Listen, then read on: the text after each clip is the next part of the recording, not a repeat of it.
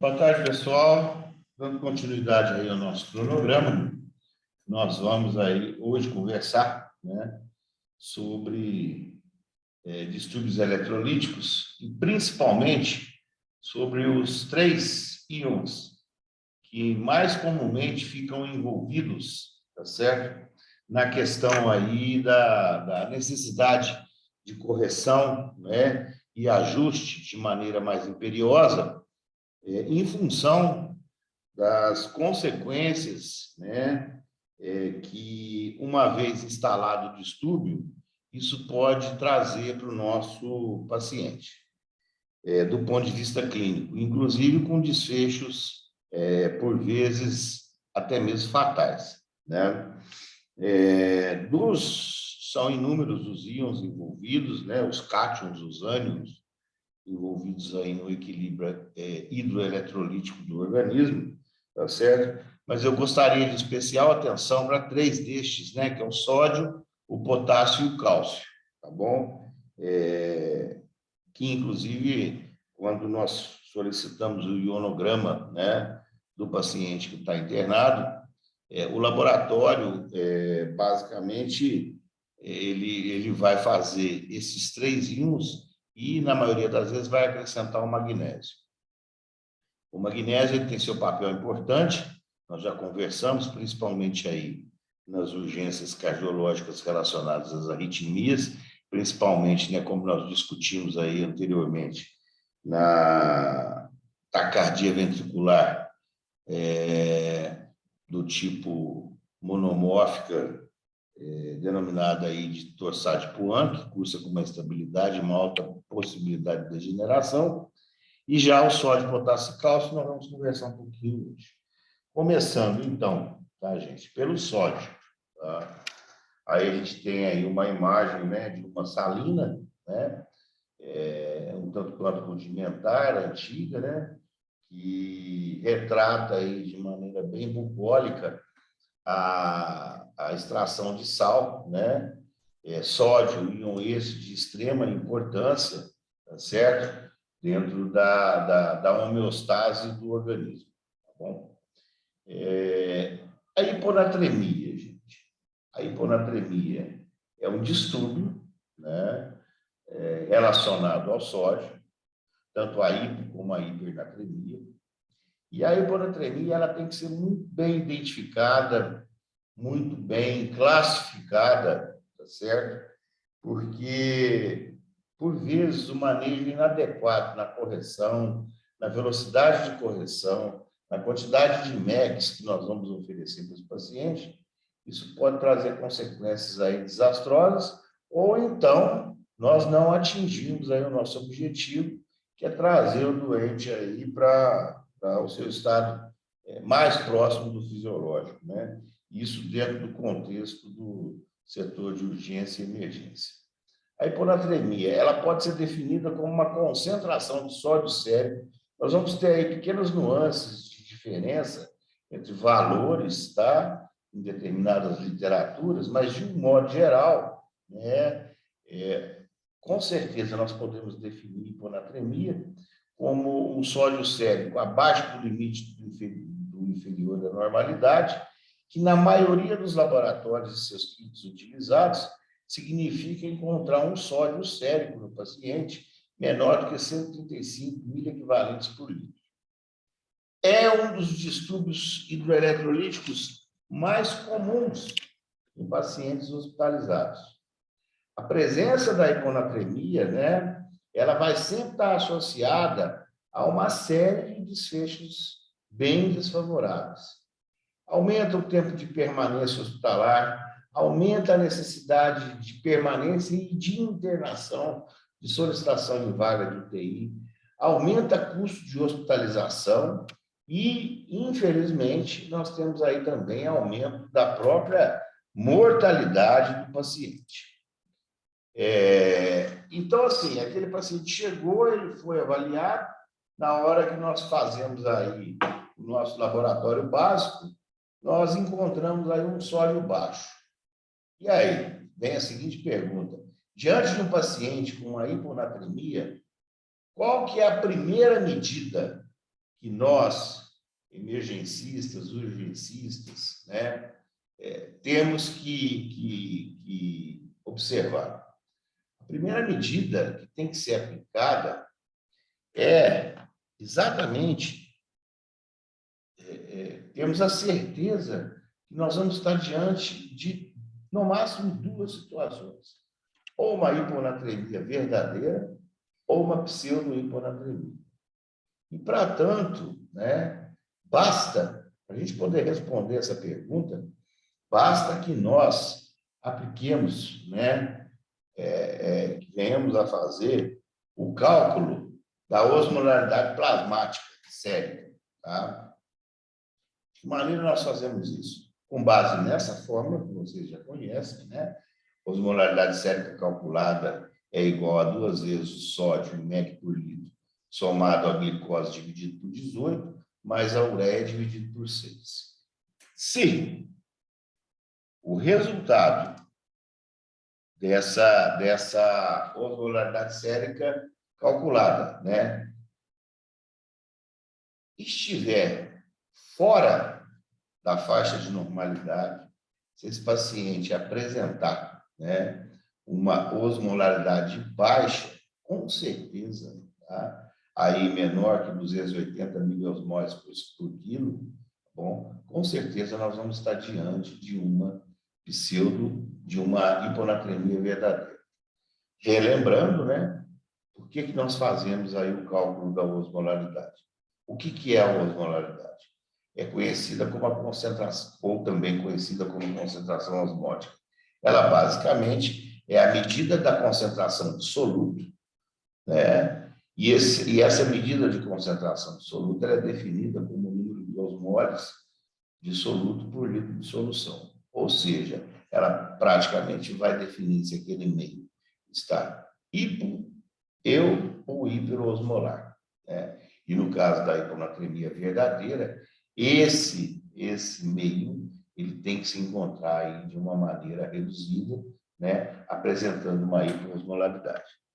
Mas, como eu coloquei, né, no slide anterior, que a gente deve afastar uma pseudo-hiponatremia, significa, então, que nós vamos ter essa pseudo-hiponatremia em algumas situações, né? Conforme eu disse, na hiponatremia verdadeira, a osmolaridade sérica, ela sempre vai ser baixa. Tá?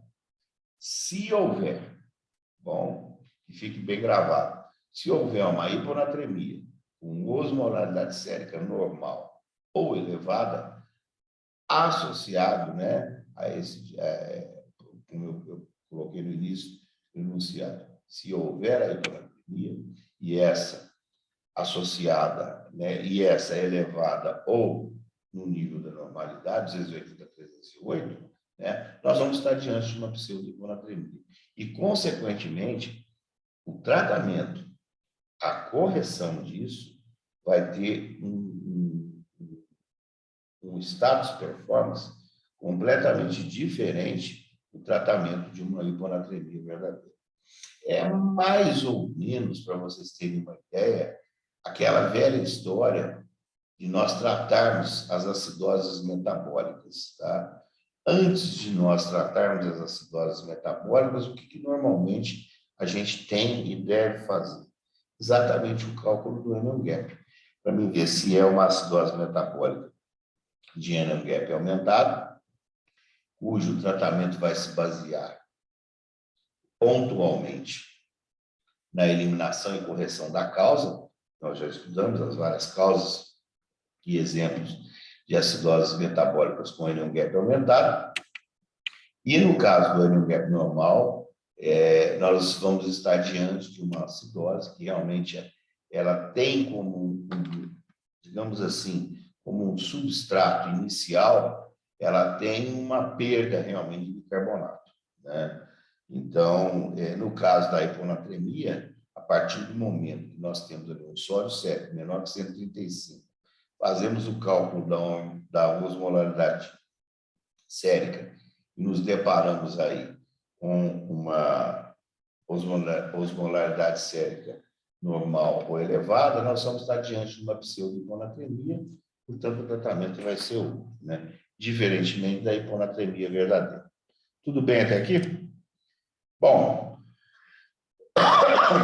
aí nós vamos discutir, então, essas duas nuances dessas duas apresentações da pseudo-hiponatremia. Primeiro, antes de realmente adentrarmos aí,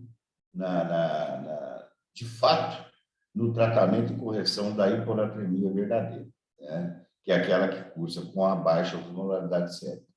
A pseudo-hiponatremia com osmolaridade sérica elevada, ela é denominada, tá? Guardem bem isso, ela é denominada de hiponatremia hipertônica. Aonde que normalmente nós vamos encontrar? Por isso que eu fiz a correlação com a questão da acidose metabólica e a avaliação do NUGEP, tá? Aonde nós vamos encontrar essa hiponatremia hipertônica? A situação mais clássica, meus alunos, minhas alunas, a situação mais clássica é frente a um quadro de uma hiperglicemia acentuada, tá? Que aí a gente estudou, né? Nós temos 2 distúrbios importantes aí, do ponto de vista de pronto atendimento, que cursa com uma hiperglicemia importante, que, né, a primeira é a cetoacidose diabética e a segunda é o EHH, né? Que é o estado hiperglicêmico hiperosmolar não cetótico, certo? Mas, no caso da hiponatremia hipertônica, né, com osmolaridade sérica elevada, levando-se em consideração que a situação mais clássica é a hiperglicemia, ela pode também aparecer, tá, naquele paciente. Você pediu uma tomografia computadorizada ou fez um protocolo de tromboembolismo pulmonar, né, onde nós injetamos um iodo hiperosmolar, tá bom? Um contraste. O que acontece, basicamente, do ponto de vista fisiopatológico, na hiponatremia hipertônica? Ocorre a saída de água do líquido intracelular para o extracelular, numa tentativa de equilibrar a osmolaridade entre os 2 espaços. Tá? Essa entrada de água no líquido extracelular, ela vai acabar diluindo o sódio sérico, tá certo? E, consequentemente, nós vamos ter um pseudo-valor, um valor de sódio sérico mais baixo do que realmente aquele no qual o paciente se encontra, né? Tanto é que, com a correção da glicemia, o sódio sérico ele vai se normalizar sem que nenhuma outra medida seja tomada. Então, vocês estão vendo a importância? Quer dizer, é por isso que a gente tem que realmente saber diferenciar. A mesma coisa, volto de novo na comparação com a acidose metabólica de NUGEP aumentado. Se você vai lá e, de repente, administra o bicarbonato para aquele paciente, sabendo que ele tem, por exemplo, uma das principais causas também de acidose metabólica de NUGEP aumentado, seria a cetoacidose diabética. A gente sabe que se nós corrigirmos o estado hiperglicêmico, consequentemente, os níveis de bicarbonato vão se restaurar e o pH ele vai subir, né, para uma faixa de normalidade. Aqui, exatamente a mesma coisa. A partir do momento que eu corrijo aquele estado hiperglicêmico, consequentemente, tá? Consequentemente, o sódio sérico ele tende a se normalizar sem nenhuma outra medida tomada. E se eu não tenho isso em mente, se eu não sei que existe a pseudo-hiponatremia, porque, infelizmente, pessoal, infelizmente, a grande maioria dos médicos não se atenta para isso, com exceção dos intensivistas, principalmente, e dos emergencistas, tá? Ele acaba administrando sal suplementar, né, para esse paciente, na maioria das vezes, sob forma de NaCl a 20%, tá? Quer dizer, você acaba dando uma sobrecarga de sódio para esse doente. Então, guardar. Primeira classificação para pseudo-hiponatremia, primeira apresentação, melhor dizendo, né, com osmolaridade sérica elevada, é a hiponatremia hipertônica. Mas nós temos, né, uma segunda apresentação, tá? De pseudo-hiponatremia, de sódio baixo, porém, agora, a osmolaridade sérica dentro do padrão da normalidade. É o que nós denominamos. Aqui, no slide anterior, nós denominamos de hiponatremia hipertônica. Já nessa situação, nós vamos denominá-la de hiponatremia isotônica. Tá? Aonde nós encontramos o doente portador de uma hiponatremia isotônica? Na hipertônica, nós vimos que os estados hiperglicêmicos, eles são, assim, os campeões em termos de prevalência. No caso da hiponatremia isotônica, classicamente, nós vamos observar, eu tenho aí do lado esquerdo do nosso vídeo, né, o exemplo de uma eletroforese de proteínas séricas, uma corrida eletroforética. Tá? Classicamente, nós vamos observar esse quadro nas hiperproteinemias, aonde eu coloquei a eletroforese exatamente para poder ilustrar, né, que elas acontecem em pacientes portadores, por exemplo, de mieloma múltiplo, né? Quer dizer, uma doença oncológica, tá bom? Aonde você tem um excesso de proteína, tá bom? Você vai ter picos de gama, picos de beta, enfim, uma quantidade maior. E essa hiperproteinemia, tá? Como também nos casos de dislipidemias, principalmente aí as situações de hipertrigliceridemia extremamente séria, por exemplo, aí triglicerídeos acima de 900, 1.000, 1.200, paciente quase entrando no quadro de pancreatite aguda. Tanto a hiperproteinemia como a hipertrigliceridemia seriam, assim, dois principais representantes que caracterizam uma pseudo-hiponatremia com osmolaridade sérica normal, denominada de hiponatremia isotônica, né? Elas vão fazer com que a fração aquosa do plasma fique reduzida, tá? Às custas de excesso de proteínas ou lípidos. E isso vai acabar, né, se refletindo, tá bom? Num quadro de pseudo-hiponatremia. Então, antes de nós entrarmos agora na hiponatremia com osmolaridade sérica baixa, que é a hiponatremia hipotônica, tá? Eu quero que fique bem gravado essa... Desculpa. Essas duas apresentações clínicas, né, das pseudo-hiponatremias são fundamentais, que vocês nunca mais se esqueçam, né? Exatamente para não fazer reposição, para não fazer tratamento, uma infusão de uma carga excessiva de sódio nesses pacientes. Bom, agora nós entramos realmente naquilo aonde nós vamos precisar tratar, que é a hiponatremia com osmolaridade sérica baixa. Quando eu digo tratar, é exatamente tratar com a infusão, né, de solutos, com a infusão de NaCl. É a hiponatremia hipotônica, né? Ela, então, é denominada de hiponatremia verdadeira, tá? Um dos maiores, se você fizer um levantamento nas questões aí de residência médica, né? Esses grandes concursos, um dos campeões em termos de erro na prova, tá? Está exatamente relacionado com os distúrbios do sódio. Olha para vocês verem como é que durante a graduação o pessoal não dá muito valor, né? E aí chega na hora da residência, dependendo de qual for, né? E principalmente aquelas que vão seguir, os colegas que vão seguir as áreas básicas, isso cai muito.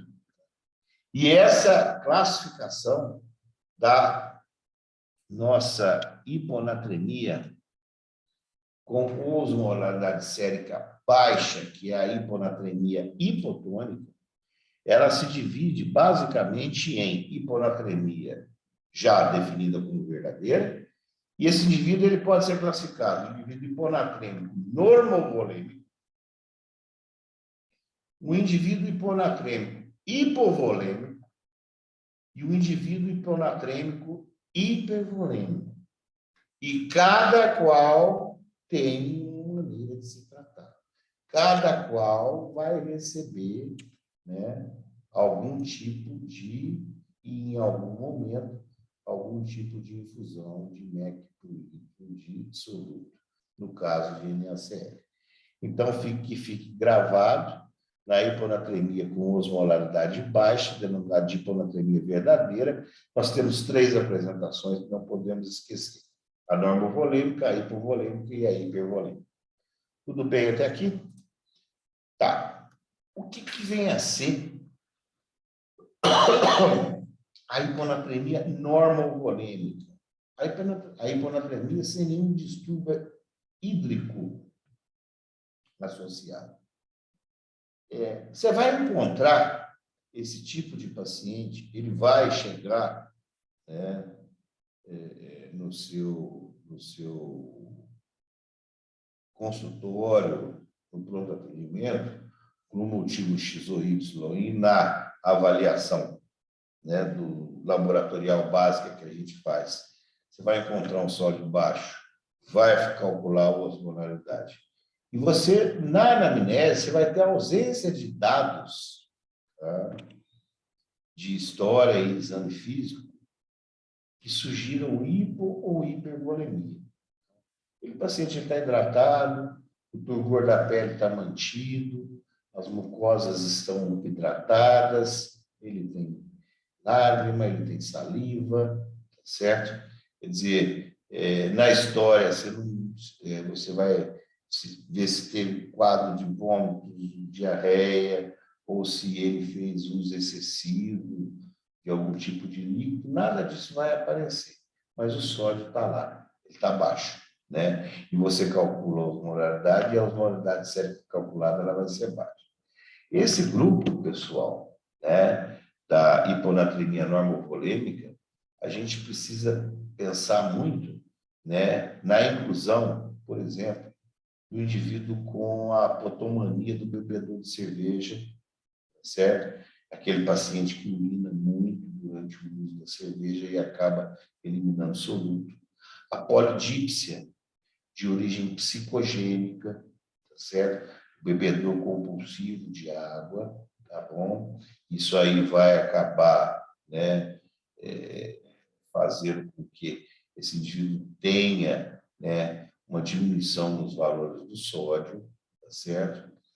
As alterações endócrinas, principalmente aí o hipotireoidismo, é muito comum pacientes portadores de hipotireoidismo autoimune, né, da doença de Hashimoto, que quando você está fazendo lá o controle desse paciente, você encontra lá valores de sódio 126, 127, 130, tá? Associado a TSH, o hormônio tireoestimulante aí acima de 20, o T4 livre abaixo de 0,3, né? Em pacientes portadores de doença de Cushing, né? Doença de Cushing não, doença de Addison, né? Insuficiência adrenal primária, e em situações decorrentes aí, primárias ou secundárias, de um hipopituitarismo, tá bom? Distúrbios endocrinológicos mistos aí. Além, né, esse a gente já encontra muito em ambiente de terapia intensiva, aquele paciente que, por um motivo, por uma cirurgia, por um quadro infeccioso, por uso de alguma determinada droga, ele faz uma SIAD. O que vem a ser a SIAD? A secreção inapropriada de hormônio antidiurético. Então, assim, nesses casos, nós vamos fazer a correção desse sódio de uma maneira bem lenta, como eu vou explicar explicar nos slides subsequentes, tá certo? Visto que esse indivíduo já é um paciente hiponatrêmico crônico, né? E nós vamos tentar ajustar de uma maneira progressiva, porém constante, os miliequivalentes de sódio que esse paciente tem em termos de déficit, de uma maneira bem tranquila. Mas lembrando que, assim, a hiponatremia normovolêmica, ela, apesar de ter uma incidência menor, mas ela se caracteriza como uma hiponatremia verdadeira, e as principais causas aí foram essas as listadas no nosso bate-papo agora. Já a hiponatremia hipovolêmica, né? Quer dizer, por água abaixo. Você está perdendo água por algum motivo, de forma excessiva, tá? E esse indivíduo, seja aí uma perda cutânea, seja uma perda gastrointestinal fistulosa, seja por uma poliúria com baixa capacidade de concentração e absorção de sódio, tá? Alguma patologia nesse sentido, esse paciente, normalmente associado aí a um quadro de taquicardia e de hipotensão, sinais e sintomas esses relacionados a choque circulatório, do tipo não hemorrágico hipovolêmico, por exemplo, né? Eles vão, na feitura dos exames, eles vão apresentar esse quadro de hiponatremia hipovolêmica, tá? No primeiro caso, da normovolêmica, nós não temos nada por água abaixo, né?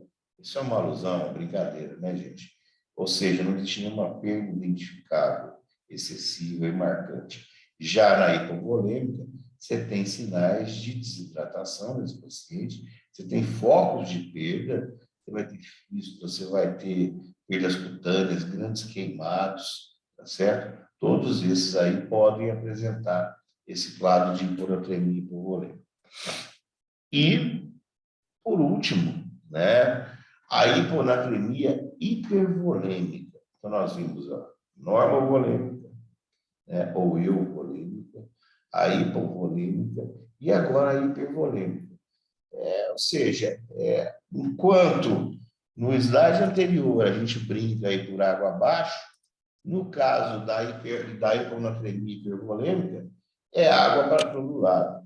É aquele paciente extremamente mal distribuído, aquele paciente que tem síndromes edematosas importantes, clássicas, como a própria insuficiência cardíaca congestiva. É super, super comum, gente, a gente pegar esses pacientes e eles apresentarem quadros de hiponatremia, né, de sódio abaixo de 135, concomitante aí a quadros de IC descompensado. Os quadros de cirrose, principalmente aqueles que usam espironolactona, ela acaba também espoliando um pouco mais de sódio, e em pacientes portadores aí de síndrome nefrótica. Então, isso fecha, né, os 3 quadros de hiponatremia, né, as quais nós denominamos, né, de hiponatremia verdadeira, tá? Cursando com osmolaridade sérica baixa. E como eu disse, nesses casos, dependendo da sintomatologia, né, dependendo dos sinais e sintomas relacionados ao nível sérico de sódio, nós vamos fazer o tratamento. Na maioria das vezes, né, nós vamos encontrar aí, diante de pacientes com sódio aí menor que 120 miliequivalente por litro, nós vamos ter um indivíduo hipotenso. Ele pode ter uma contratividade miocárdica reduzida. Já um sódio com valores aí abaixo de 115 ou iguais, eles já podem ser aqueles indivíduos mais bradicárdicos, além dos sinais e sintomas do sódio abaixo de 120. Ele pode ter um QRS que começa a largar, ele pode ter aí ectopias ventriculares ou inversão de onda T, né? Já é um paciente extremamente sensível, no sentido de realmente nós imputarmos a essa pessoa, né, apenas de tratamento mesmo, de reposição. E sódios sérios, né, abaixo de 110 mil equivalentes por litro, é mandatório, inclusive, até uma reposição mais rápida, como nós vamos ver, né? Esses pacientes, normalmente, eles se apresentam para a gente no pronto atendimento em franco estado convulsivo generalizado, por vezes estupor ou coma, né? Podem chegar em parada cardiorrespiratória ou, né, na vigência de uma taquicardia ou fibrilação ventricular, tá certo? Que vai acabar evoluindo, né? Nós vamos aí iniciar as medidas de ressuscitação cardiopulmonar e cerebral, mas esse paciente pode evoluir com quadro de parada cardíaca, tá certo? Como é que nós vamos tratar? A recomendação, tá? Isso tem que ficar assim, taxativo, gravado, pregado dentro do nosso córtex, né? A recomendação é de elevar o sódio sérico em menos que 10 mEq por litro nas primeiras 24 horas. O ideal em torno de 6 a 8. Então, por exemplo, você pega um paciente com um sódio sérico de 120 mEq. A hiponatremia é importante, vocês concordam? Fizeram lá todo o screening, confirmaram que era uma hiponatremia, cursando com uma osmolaridade sérica calculada baixa, uma hiponatremia verdadeira, né? Vocês classificaram ela lá em normovolêmica, hipovolêmica ou hipervolêmica, paciente apresentando determinados sintomas de sudorese, confusão e hipotensão, né? E veio lá, 120 de sódio, tá? E eu sei que a recomendação é não exceder a 10 MEQs, né? Tá bom, se eu não vou exceder a 10 MEQs, de que maneira, então, eu vou tratar esse paciente, né?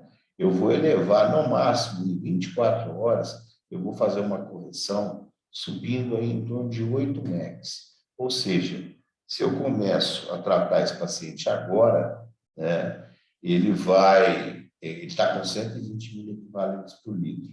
Então, amanhã, neste mesmo horário, com a fórmula que eu utilizei, né, e com a solução que eu utilizei, quando eu dosar amanhã esse sódio, levando-se em consideração que todo um fundido vai ser utilizado, né, de forma eficiente, que não vai continuar perdendo, eu vou, amanhã, na hora que dosar, esse paciente vai estar com 128 mEq. Então, guardem isso. Sempre corrigir em 24 horas. E vocês vão observar, tanto para mais como para menos, tá? Sempre menos que 10 mEq.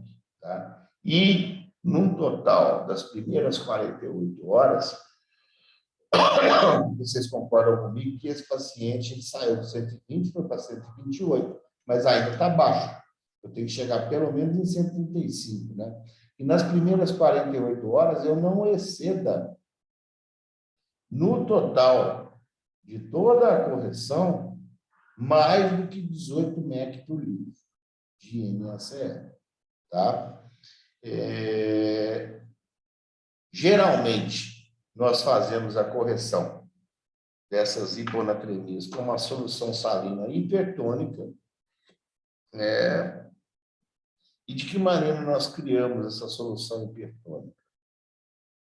De um modo geral, uma solução de fácil feitura, né, que é fácil de ser constituída, nós pegamos 450 ml de soro fisiológico, já tem uma determinada quantidade de MEC, né? A gente sabe que 1 litro de soro fisiológico me dá 153 MECs. Eu acrescento aí mais 50 ml de NaCl a 20%. Então, a somatória, né? E eu sei que cada ampola de NaCl a 20%, né? Ela me dá aproximadamente aí 35 mEq por cada 10 ml. Né? Então, essas 5 ampolas de NaCl a 20%, mais 450 ml de soro fisiológico, vai me dar uma solução total que em 1 litro dessa solução, que é denominada de solução hipertônica a 3%, eu vou ter 513 mil equivalentes de sódio. Tá? Em cima disso, eu vou fazer os cálculos e vou trabalhar para fazer a reposição desse sódio nas primeiras 24 horas menor do que 8 mEq, né? Idealmente entre 6 e 8, e não ultrapassar 18 mil equivalentes de sódio nas 18 horas, nas 48 horas subsequentes. Para tanto, eu vou lançar mão da fórmula de Adroguimadias, né, onde a variação do sódio sérico é igual ao sódio da infusão, mais o potássio da infusão, menos o sódio sérico encontrado, dividido pela água corporal total mais 1. Isso me dá uma variação de sódio esperada para cada litro de solução infundida, né? Então, eu vou encontrar o que eu tenho que variar em 24 horas, faço uma simples regra de 3, se em 513 eu tenho X mEq, se em 1 litro de NaCl a 10% eu tenho 513, eu quero uma variação, por exemplo, de 6 mEq, eu faço uma regra de 3, vai me dar tantos ml de variação. E aí eu aplico essa variação já convertendo para ml hora, na solução que eu propus, né, para fazer a correção. E lembrando e reforçando mais uma vez que nós precisamos, né, sempre tratar a causa também, né, gente? Porque senão você dá o sódio aqui e ele sai ali pela fístula, por exemplo, ou sai ali pela diarreia, né? Então não vai adiantar nada. Então, se atentar que mesmo fazendo tudo isso, né, respeitando todos esses limites, a gente tem que buscar e tratar a causa base. Tá bom? Então, isso era o que eu tinha para falar sobre hiponatremia. Eu não posso alongar muito, porque os estudos são muitos, né? Senão a aula se estende demais. Aí nós vamos agora para o diametralmente oposto, né? Que é a hipernatremia. Mais uma foto de uma determinada salina, né? Tem muito sal aí, tá bom? A hipernatremia, da mesma maneira que a hiponatremia é definida, é conceituada, eu não gosto de usar muito essa expressão de definição. Nada é definido, né? Nós temos aí conceitos, tá bom? A hipernatremia, ela é explicitada, ela é conceituada como a presença de um sódio sérico acima de 145 miliequivalentes por litro. Tá? No caso da hipernatremia, ela tem assim uma avaliação um tanto quanto mais tranquila. Não existe uma pseudo-hipernatremia, não existe uma hipernatremia verdadeira, subdividida em normal, hipervolêmica, né? Hiponatremia, ela invariavelmente é aquele paciente mesmo que perdeu água ao copinho d'água no deserto aí, né? É aquele paciente que está desidratado. O sódio sérico desse paciente sempre vai estar acima de 145 miliequivalentes por litro. Ele vai ter, enquanto consciente, proteção para que isso não aconteça através do mecanismo da sede, mas chega um momento que ele perde esse mecanismo, aí existe uma tendência de potencialização muito maior, né, desse efeito aí, dessa subida meteórica, estratosférica aí do sódio. Existe uma íntima relação entre a osmolaridade sérica e a secreção de vasopressina.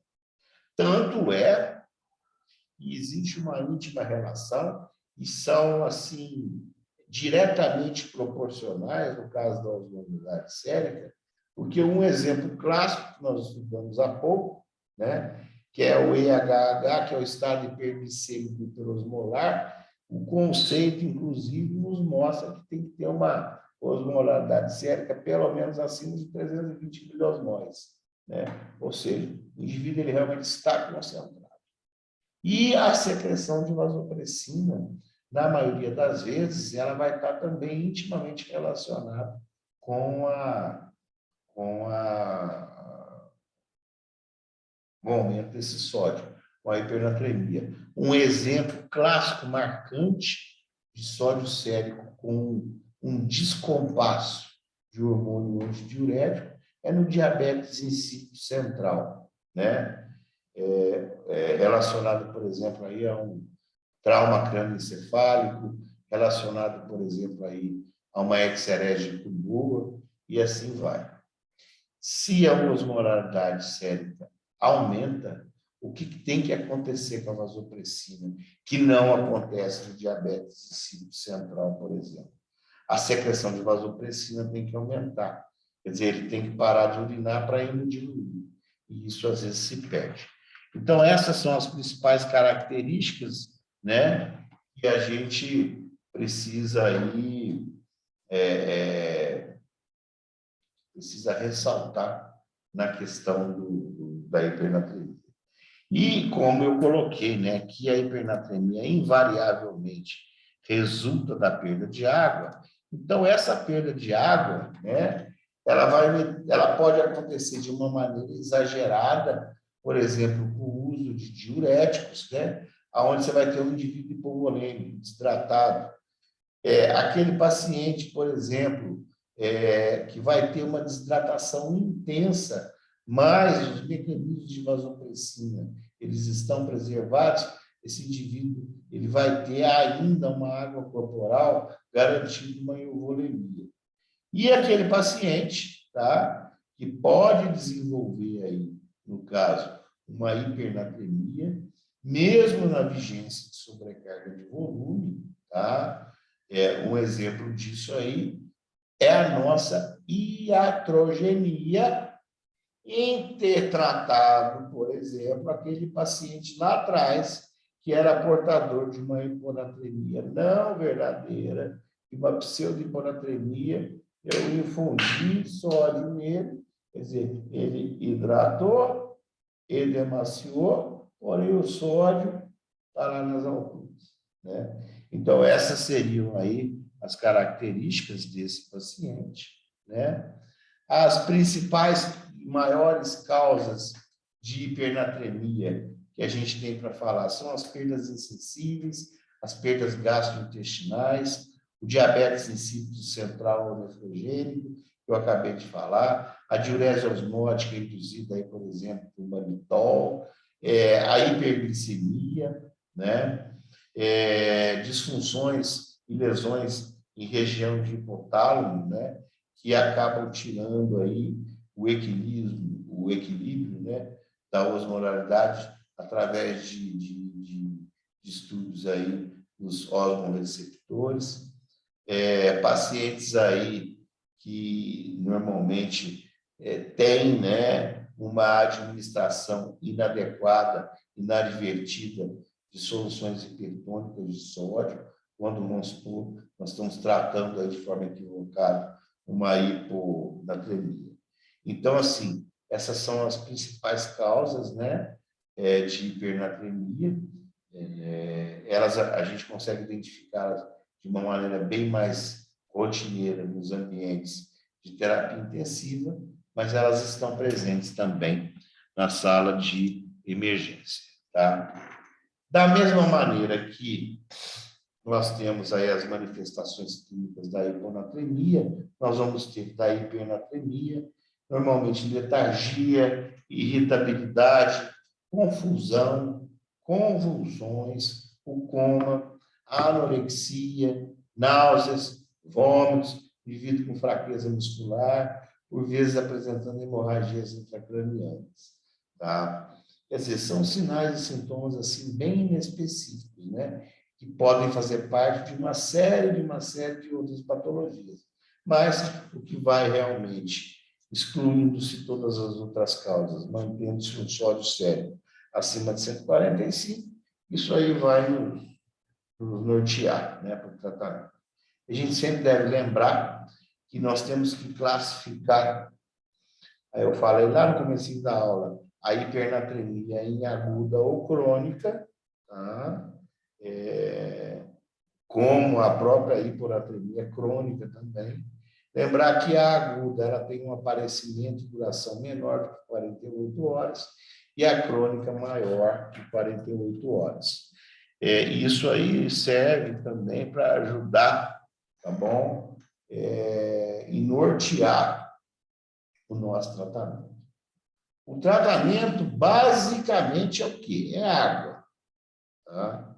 Invariavelmente, a gente vai ter hipernatremia com déficit de água livre. E para repor, nós temos que repor utilizando água. Só que a infusão de água livre para esse paciente, sob forma de soluções isotônicas, sob forma de água livre, até pela própria sonda interal, ela tem que respeitar esse tempo entre agudo e crônico. Se você tiver certeza que esse paciente está fazendo uma hipernatremia aguda, você pode ser mais incisivo na velocidade do tempo de infusão. Normalmente você vai fazer o cálculo do déficit de água livre, né? E você vai oferecer em torno de 1 mEq por hora. Você vai abaixar esse sódio, tá? E já na crônica, né, aquele indivíduo que passou das 48 horas aí cursando com o sódio sérico mais alto, você tem que reduzir em 50% a velocidade de correção desse oferecimento de água livre. Normalmente em torno de 0,5 mEq por litro por hora de correção desse quadro de hipernatremia. O tratamento, então, basicamente, você vai calcular o déficit de água livre, lembrando aí que a gente calcula, né, o déficit em litros, nós vamos utilizar a água corporal total, né, vezes o sódio, menos 150, dividido por 150. Lembrando, né, que a água corporal total nós calculamos pela seguinte fórmula para um adulto do sexo masculino: 0,6 vezes o peso. Mulher, idoso e criança, nós vamos multiplicar por 0,5, tá bom? Vamos utilizar aí uma solução ao meio, que a gente fala, né, a 0,45%, ou utilizar água destilada junto com soro glicosado, a 5%, ou a 2,5%. Né? Dessa maneira, a referência é do UpToDate, né, de 2017.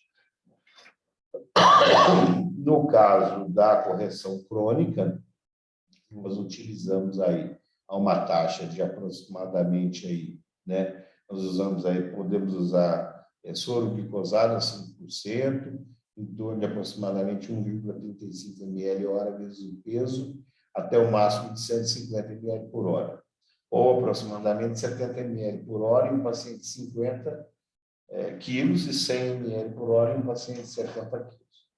O paciente aí hipernatrêmico, né, e que está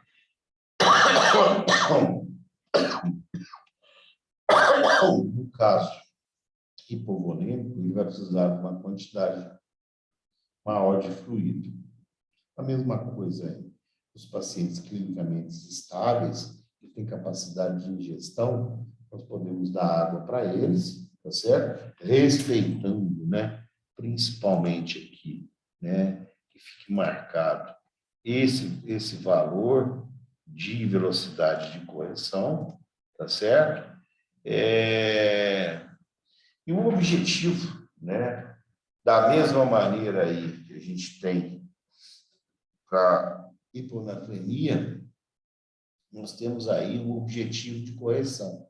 Por isso que tem lá 1 ml, 1 mEq e 0,5 mEq, no caso aí dos pacientes crônicos.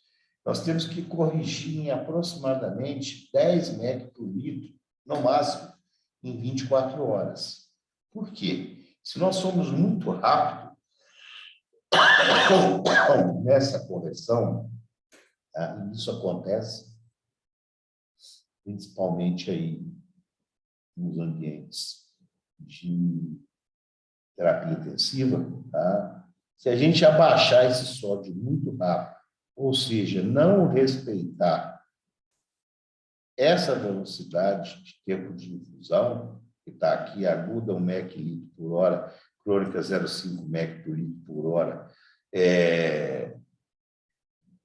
tendo como meta uma redução de 10 mEq no máximo em 24 horas, nós vamos acabar evoluindo, né, para um quadro de mimelinólise contínua, que eu vou mostrar para vocês, que é uma complicação neurológica importante, que eu vou mostrar para vocês aí, quando eu falar aí da correção dos casos agudos, né?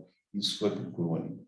Agora, no caso do agudo, né, que respeita aquela proporção de 1 mEq litro por hora, o que nós temos a dizer, né, basicamente aí a gente pode dar, enquanto no paciente crônico, respeitando aquela velocidade, a gente chegava aí até em torno de aproximadamente 100 ml por hora, né, de água corporal, de água livre, o paciente em torno de 70 quilos. No caso do paciente em quadro agudo, com menos de 48 horas, a gente pode chegar aí a uma taxa de 3 a 6 ml quilo hora. Veja bem que existe uma diferença para vocês não fazerem confusão. Por isso que eu gosto da primeira lá. Aqui, ó, quando eu falo ml quilo hora, esse ml quilo hora é de oferecimento de água, tá? Que está presente nas soluções isotônicas, no soro ao meio, no soro glicosado. E aqui, quando eu falo para vocês guardarem bem essa velocidade, aqui é a taxa de correção do sódio. No caso da aguda, 1 mEq litro por hora. Você tem que fazer as conversões. E no caso da crônica, 0,5 mEq litro por hora. Certo? Então, só para ficar bem assim, patente, nós podemos, para nossa segurança, trabalhar com esses dois fatores. A velocidade de queda do MEC não deve ultrapassar 10 MECs em 24 horas, tá bom? E aí a gente faz a correção, os casos agudos e crônicos, para que isso não aconteça. E nós também podemos trabalhar com a velocidade de infusão e a quantidade de água oferecida dentro das 24 horas, respeitando também que não pode acontecer queda acima de 10 mEq em 24 horas, só que aí nós fazemos o cálculo sobre o líquido. No caso, por exemplo, de um quadro agudo, nós podemos ter até aí 666 ml por hora, né, de infusão de água para esse paciente. Bom, alguns pacientes, eles podem aí desenvolver aumento da glicemia, porque na maioria das vezes a gente vai fazer essa correção com soro glicosado de uma maneira mais assim, agressiva, né, com uma quantidade maior, e aí a gente vai ter que fazer aí as devidas correções dessa glicemia, consequentemente nós vamos infundir insulina, e nós vamos ver que a insulina vai fazer com que o potássio caia um pouco, então a gente tem que ficar de olho. Mas é importante que fique patente para vocês essa questão, né, da velocidade de correção do sódio, principalmente para evitar o quê? Essa complicação neurológica, que é a mielinólise contínua central, que é uma doença aguda, desmineralizante, ocasionada por oscilações abruptas na osmolaridade sérica, tá? Ela faz com que ela desencapa, né, de forma simétrica, os neurônios presentes na parte central da base da ponte, como a gente está vendo aqui nessas setinhas, tá? Isso tudo leva a um quadro de uma tetraparesia inicialmente flácida e depois espástica, com paralisia pseudopulvar, onde você pode ter alterações importantes do estado mental, né? Chegando a quadros de depressão da consciência, coma, síndrome do encarceramento, né? E pode progredir para a morte. Normalmente, isso é resultante de uma rápida correção da hipernatremia, tá? E nós vamos observar, infelizmente, isso como consequência de um erro de correção, basicamente 2 a 7 dias após essa correção. Então, vocês estão vendo, gente, como é importante que nós médicos tenhamos conhecimento, saibamos fazer uma correção de sódio. Eu tenho certeza absoluta, se vocês pegarem aí agora a maioria dos pronto-atendimentos que tem aqui na região, vocês podem ir de hospital em hospital. Se você começar a questionar o colega que está de plantão da maneira correta de se fazer uma correção de sódio, a maioria não vai saber ou não vai lembrar. E não dá atenção à devida e necessária atenção. Por isso que eu estou colocando isso para vocês, tá? Então, aí que fique gravado a questão da mielinólise contínua, tá bom? Aqui foi um resumo que eu fiz. Depois, com calma, vocês observem na aula, né, que eu vou publicar por esses dias agora, né? Lendo com calma esse resumo, vendo esse slide, vocês vão ter uma ideia boa do manejo. Eu não vou repetir esse slide, porque nosso tempo já está curto, tá? Então, assim, o que eu tinha para falar sobre o sódio era isso. Rapidamente, agora, nós vamos falar um pouco sobre o potássio e a identificação de seus distúrbios e a correção, e, no final, alguma coisa muito assim superficial sobre o cálcio, tá bom? O potássio.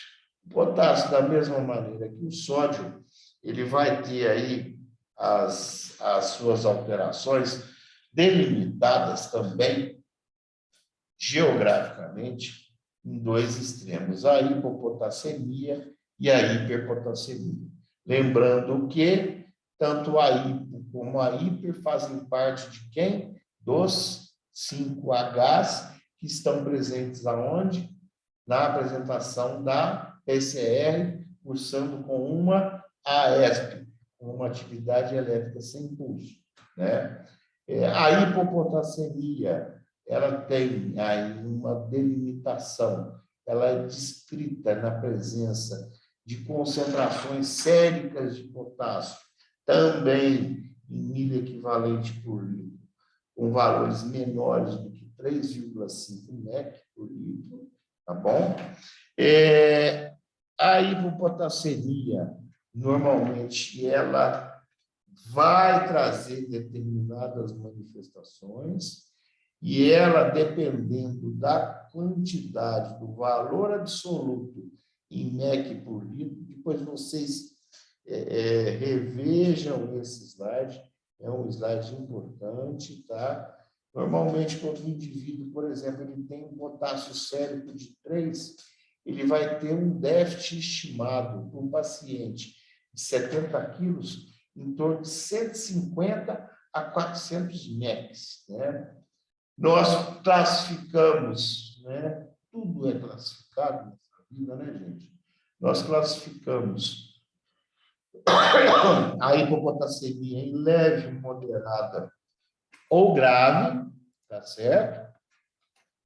Uma hipopotassemia leve é aquela onde nós observamos valores que situam-se entre 3,1 a 3,5 mEq por litro, onde os déficits, né, os déficits corporais, eles situam-se entre 125 a 400 mEq. Uma moderada, aonde nós temos potássios, né, com valores aí situados entre 2,5 a 3,1. Esse valor, ele representa, para um paciente de 70 quilos, ele representa aí um déficit em torno de aproximadamente 2,5 de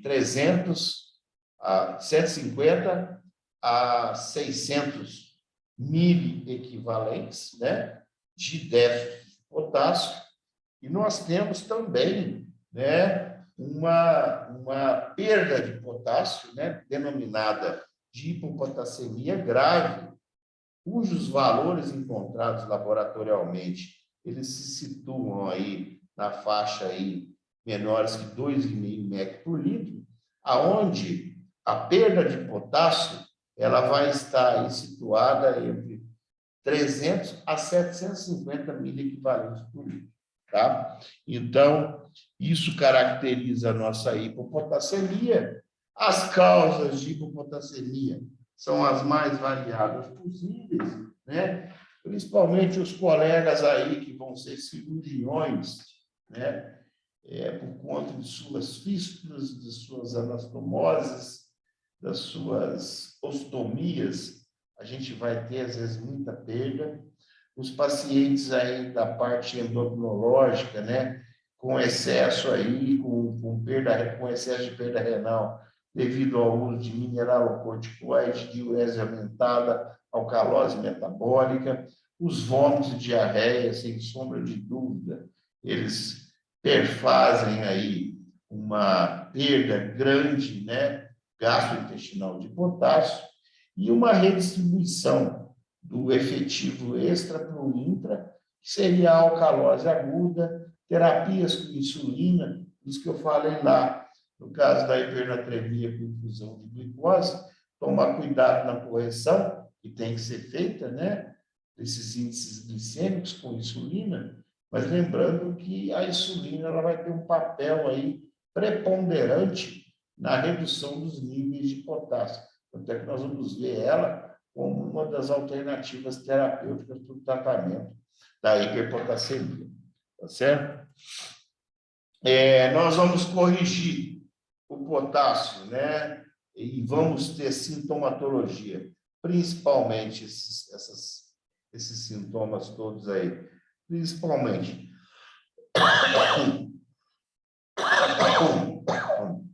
desculpa, pessoal, principalmente a partir de valores menores que 3 miliequivalentes por litro. Uma das principais características na sala de emergência, onde nós vamos observar, são o achatamento da onda T com a presença de ondas U proeminentes, né, associado a arritmias, tá certo? Alguns quadros de gastroparesia, principalmente com ilho paralítico, né? E, às vezes, fraqueza, irritabilidade, hiperreflexia e convulsões. Mas o que eu quero que vocês guardem aqui, no caso das manifestações, são as características eletrocardiográficas, tá? Da hipopotassemia. Onda T achatada e proeminência de ondas U com o aparecimento aí de arritmias, né? Aqui nós temos um exemplo de um traçado eletrocardiográfico, né? Onde nós vamos ter aí com um potássio entre 1,5 a 2,5.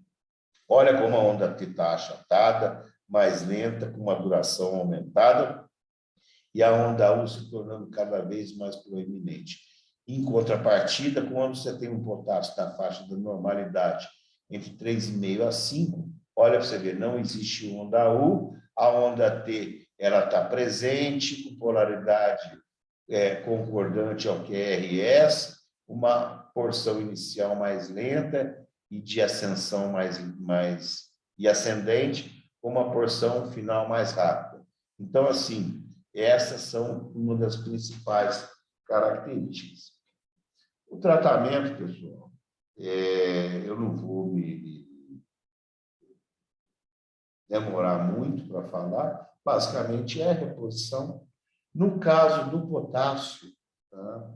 Enquanto no sódio, seja na hipo ou na hiper, a gente tem que respeitar, e que isso, a partir de agora, fique sempre marcado para vocês, né? A gente tem que respeitar tempo e quantidade máxima de miliequivalentes em períodos de 24 e até 48 horas.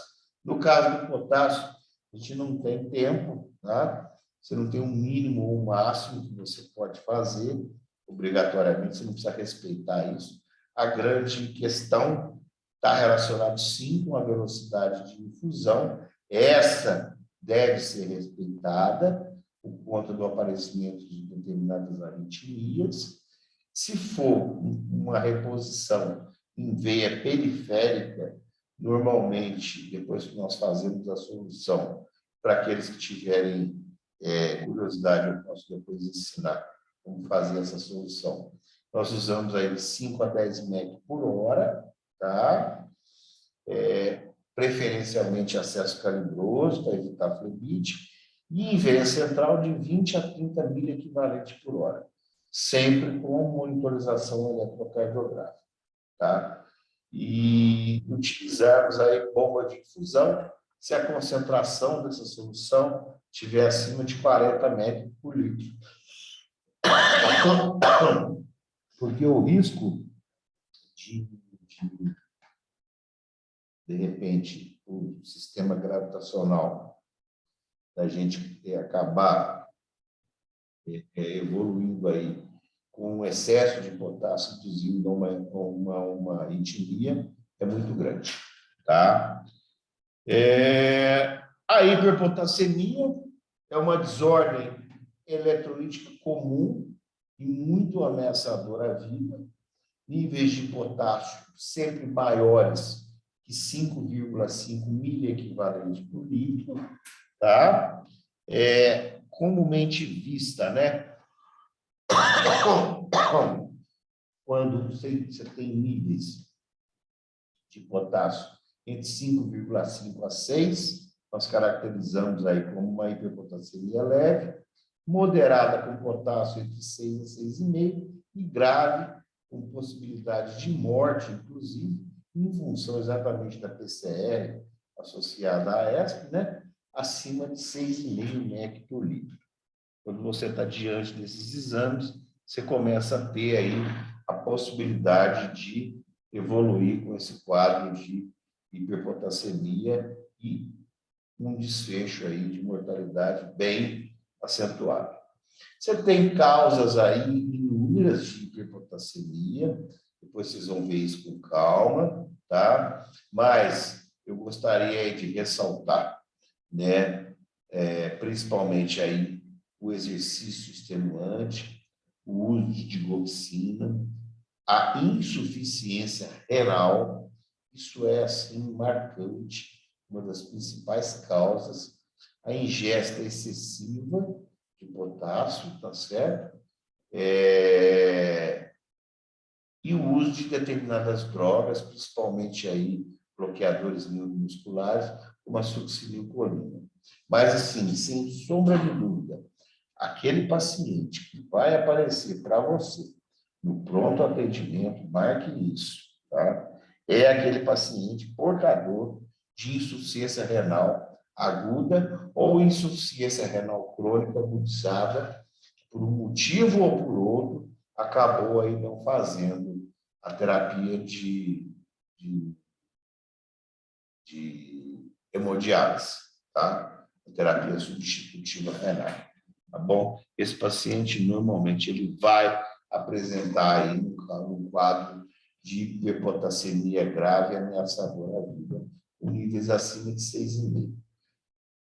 No caso da hipopotassemia, o que nós temos? O achatamento da onda T e o aparecimento da onda O.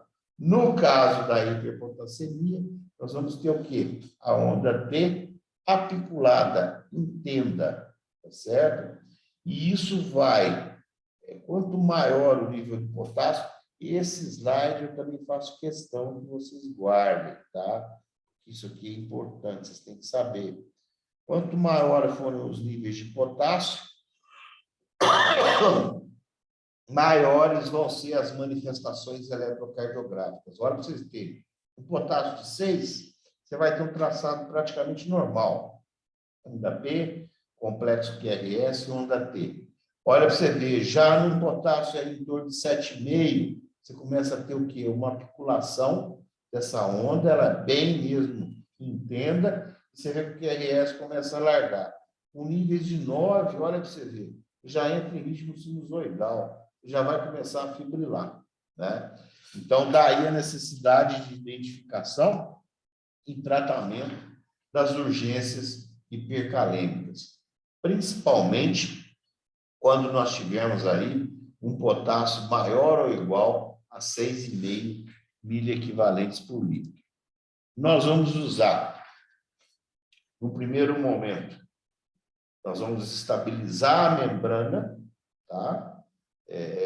A membrana celular, de forma a evitar exatamente isso aqui, essa evolução de ritmo normal para um ritmo sinusoidal. Essa estabilização da membrana celular, ela não vai abaixar o potássio, mas vai fazer com que a gente ganhe tempo para poder implementar as medidas que realmente vão trocar o potássio ou vão fazer com que ele seja excretado.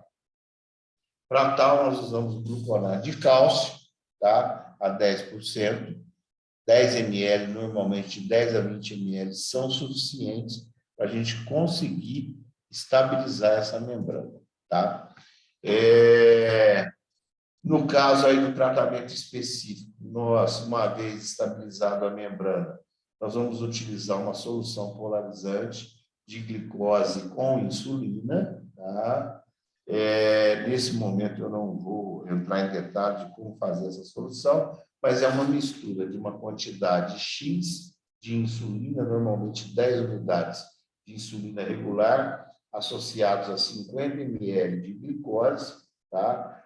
A utilização de glicose pela célula mediada pela insulina, ela é mediada pelo potássio, ou seja, para a insulina ter a sua ação, o potássio é jogado para dentro da célula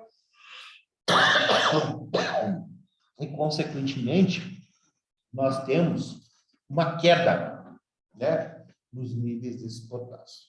Os beta-2 agonistas, eles são basicamente os broncodilatadores, salbutamol, terbutalina, o antigo fenoterol, enfim, todo tipo de beta, de broncodilatador, eles têm como ação, um mecanismo de ação, além da broncodilatação, de um ponto de vista metabólico, eles também fazem com que eles mudam o potássio de lugar. Eles tiram, né, do meio plasmático e jogam para dentro da célula. Consequentemente, esse nível começa a diminuir, tá? E o bicarbonato, tá? Pelo próprio mecanismo de reabsorção de potássio e equilíbrio ácido básico. E, uma vez estabilizada a membrana, uma vez feita a translocação do potássio, tá? Eu venho para realmente as medidas de eliminação.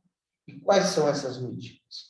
Diurético de Alves, principal representante, a furosemida, tá? Se esse paciente urinar, obviamente, o uso de resinas de troca, no caso aí nós temos as resinas de poliestireno, o nome comercial aí o Sorcal, normalmente por via oral ou via retal, a gente utiliza isso a cada intervalo de 8 horas, ela realmente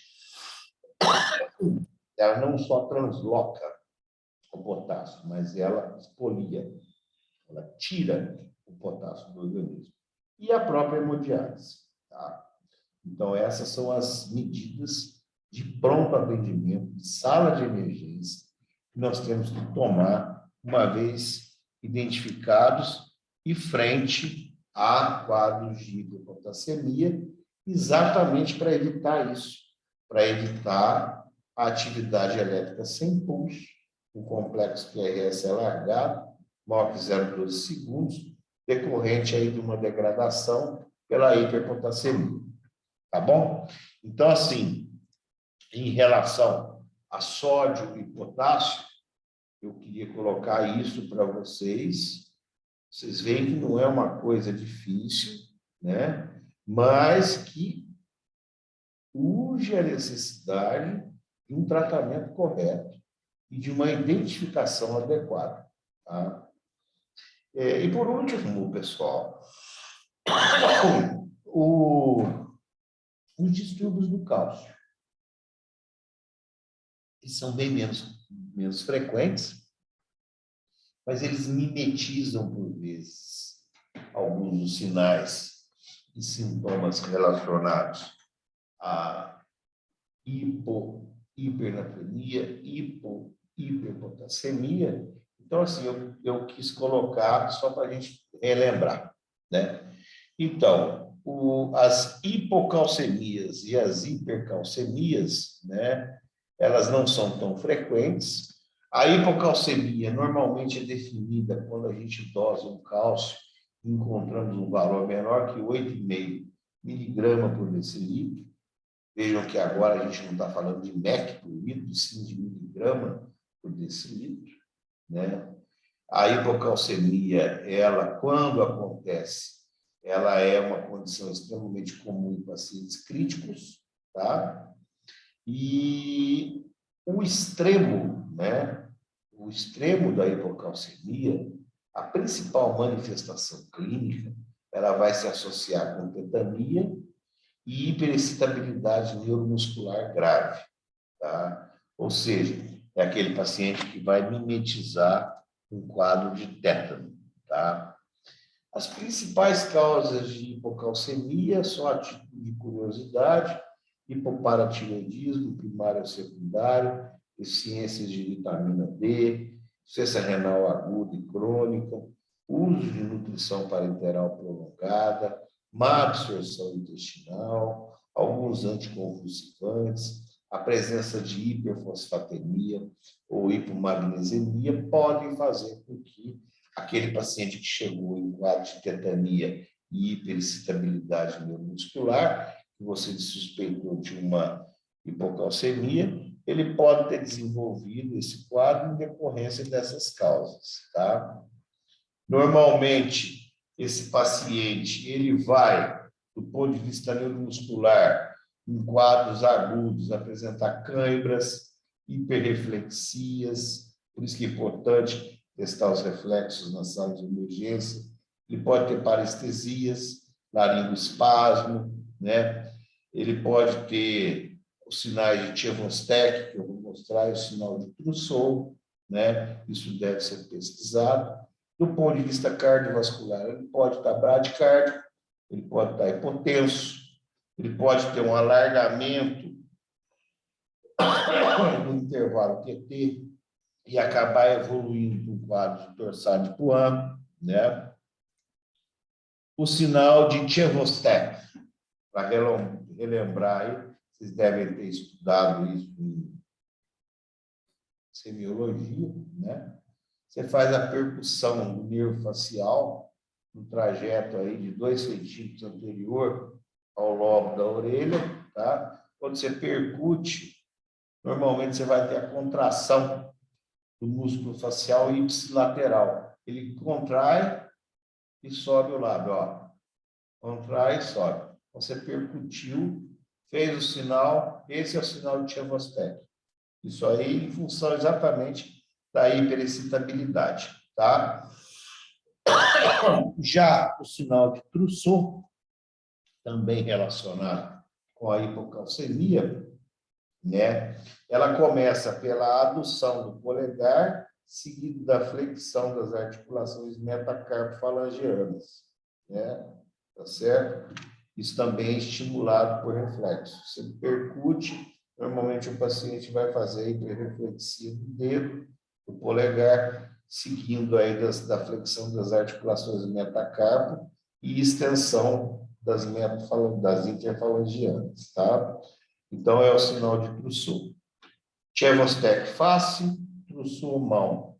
Presença de Chevostek e Trousseau, hipocalcemia, tá? Em situações extremas. E quando o paciente chega realmente com um cálcio abaixo de 7, esse paciente, invariavelmente, ele vai estar em estado convulsivo, né? E aí a emergência se torna muito maior, tá? Mas, na grande maioria das vezes, esse estado convulsivo, ele vai estar aí associado a valores bem baixos. O tratamento é simples, aqui não se tem tempo, não se tem velocidade de infusão, é a administração de cálcio endovenoso, tá? No nosso dia a dia, da maioria dos nossos hospitais, gluconato de cálcio é 10%, ele tem 90 miligramas de cálcio em 10 ml, nós podemos fazer em torno de 200 miligramas em alguns minutos, né? E de 400 a 1.000 miligramas em até 24 horas, para não dar uma sobrecarga de cálcio.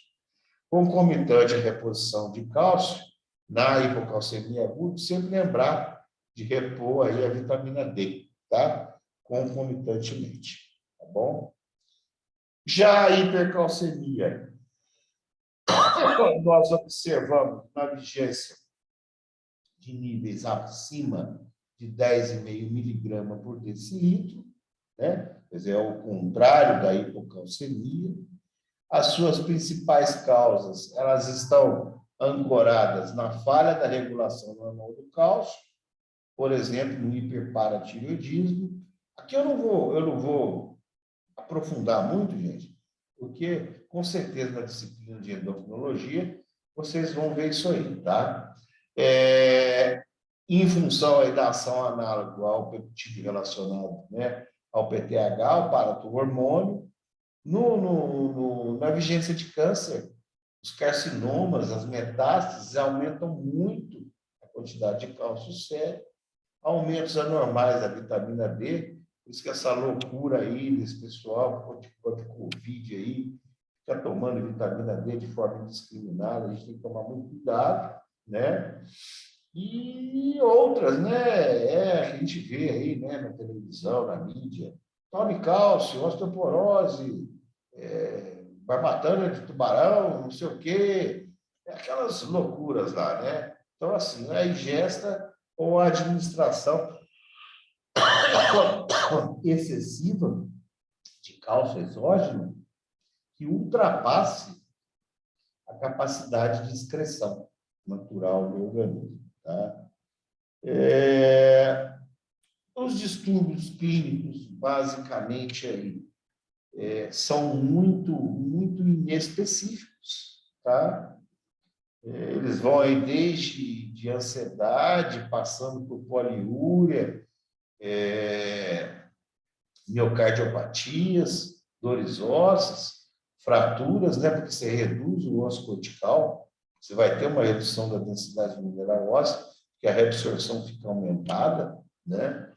Nefrocalcinoses, né? Que é a deposição de cálcio nos túbulos renais aí, levando a quadro de insuficiência renal aguda, letargia, confusão, estupor. Ou seja, é aquele doente que às vezes chega com queixas inespecíficas, você vai começar a desenhar a tua hipótese diagnóstica associando aqueles achados do momento com os resultados dos exames, né? Nesse meio tempo você está tentando estabilizar o doente, tá bom? Normalmente, aí, intoxicações leves, hipercalcemias leves, você vai ter cálcio acima de 12 miligramas por decilitro. Isso aqui é mais para curiosidade, tá? Moderada de 12 a 14 e grave com cálcio acima de 14 miligramas por decilitro. O tratamento, na maioria das vezes, né? Nosso objetivo do tratamento da hipercalcemia é baixar a concentração sérica do cálcio. E, se possível, se der tempo, na sala de emergência, que é o nosso local, começar a tratar a doença causadora, tá? Você normalmente deve tratar quando esse cálcio estiver acima de 14, você hidrata bem esse paciente, mantém uma diurese entre 100 a 150 ml por hora, por vezes pode usar até um diurético de alça, e você pode utilizar aí digamos assim, um quelante, que é o ácido zoledrônico, né, de ação tardia, que ele vai acabar fazendo uma mudança, tirando esse cálcio do plasma e jogando aí nos ossos, tá? Em situações mais extremas, ameaçadoras à vida, a gente faz hemodiálise. Bom, todo mundo de cabelo em pé, né? Porque, assim, uma aula, eu sei que é cansativa, mas eu não poderia nunca, né, dentro do nosso cronograma de urgência e emergência, deixar de falar de sódio, potássio e cálcio para vocês. Fica aqui o meu agradecimento para todos por terem aí me escutado, e eu fico à disposição aí de todos para eventuais dúvidas. Obrigado, pessoal.